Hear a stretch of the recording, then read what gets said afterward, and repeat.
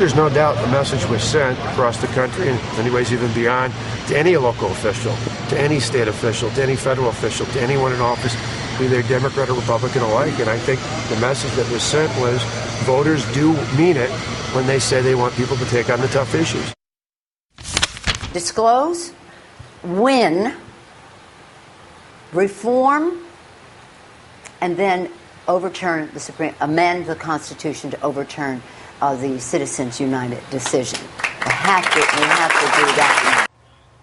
That's the two ways the two parties are talking about the challenge that lays ahead and the opportunities they see for making things go more of their way. Democratic leader Nancy Pelosi and her unambiguous view of the Supreme Court Citizens United ruling, preceded there by Scott Walker of Wisconsin, who survived his recall challenge last night. Joining us now is the Democratic Senator from Ohio, Sherrod Brown, who was running for re-election in Ohio this year and is fighting against many millions of dollars from outside groups. Senator Brown, thanks for being here. Good to be back. Thanks. Do you see parallels in your re-election race in terms of the funding and outside interest in supporting your opponent with what happened last night with the Scott Walker? We see some. I mean, what you can control in a campaign may be going well, but what you can't control, obviously, is economic issues of what's happening in the country. And the other thing you can't control is the money. And we have seen in my race, there's been more outside money than any Senate race in the country. They just did another big buy. The other side did up to about $9 million, most of it since last November, but it's been going on for 14 months. We've been outspent 4.5 to 5 to 1, 4.5 or 5 to 1. You're the incumbent being outspent 5 to 1. And the money is, we don't know who the money is we face. It's directed by Karl Rove, clearly. It's a lot of oil company money, we figure. It's conservative billionaires. And their side, when our side spends money, if a rich progressive would come up and spend $10 million and we win, they don't get material benefit from it. They feel good, but they don't make money from it. If some of the right wingers win, the oil people and all that, they get an estate tax, they get tax cuts, they get weaker environmental rules, they get anti-labor laws, and I mean that's partly what's at stake in this. But we can win with having a better organization. We have something called the Grassroots Victory Fund in Ohio, which is going to get out the vote and identify voters and all that you do that way. And we need to have enough on the air, and so far we will. But we are concerned if the funding, we figure they'll spend 20 or 25 million at least in outside money, let alone what my opponent spends. And that does, of course, concern us. There are always great underdog stories every election cycle of somebody who wins despite a huge cash advantage. But that is the exception. That is the inspirational story. And generally, whoever has the most money wins. Usually, incumbents have the most money. Are we now entering a cycle in which Republicans will always have the most money in every election because of the policy alliance with corporate America who's giving the money? The Republicans will have the spending advantage no matter who the incumbent is. I think that's right. If it's a competitive race, I mean, there are races where you can't. Senator Whitehouse in Rhode Island probably won't have a lot of money spent against him because he's strong in a pretty Democratic state. But in a competitive state, that's right. But I don't believe that you're being outspent means you lose. I think if you have enough, and we have had huge support on the internet, huge direct mail, and I have 51,000 people that have contributed to me.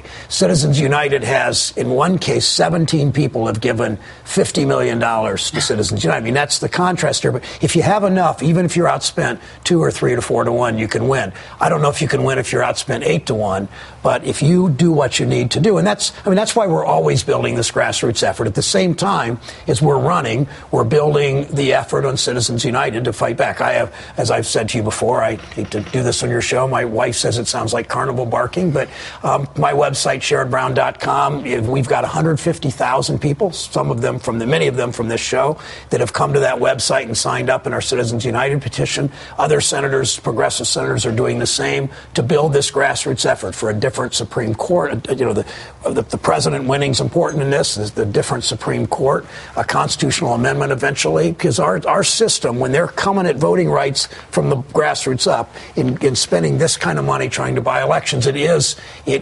potentially disastrous. disastrous for our democracy, especially when you see the demise of newspapers at the same time. And that's why fighting back on this case and, signing up at SherrodBrown.com and doing all the grassroots things we're doing can mean we win. That's why I'm still encouraged and still optimistic in spite of Wisconsin, in spite of the tobacco issue in California. We can win when we have enough money, and I'm convinced of that. You were talking about a people power versus money power dynamic that I keep playing that clip from Nancy Pelosi today because I think it's important about thinking about the time horizon here. Democrats are seeking reform so that it's not always going to be people power versus money power, so that it can be a more even contest between the two sides. But the idea of what it would take to actually change campaign laws enough to make a big difference, that is a long way off, isn't it? Isn't that a years-long? Yeah, it is. Politics is has always spoken with an upper-class accent. I mean, the people that have the most influence in politics are always wealthier people, of course. I mean, that's what too often society is.